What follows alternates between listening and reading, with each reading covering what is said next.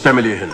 انا هنا عشان الفالنتاينز دي يا انكل. ما عندناش حد بالاسم ده. ده عيد الحب يا انكل. وجاي تحب مين هنا ان شاء الله؟ انا جايب الدبدوب ده لعلياء، يا ريت تطلع لها حضرتك وتقول لها تامر عاوزك.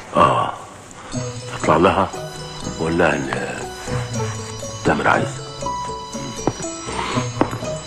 اطلع لها انا. انت قلت لي اسمه ايه ده؟ دبدوب يا انكل.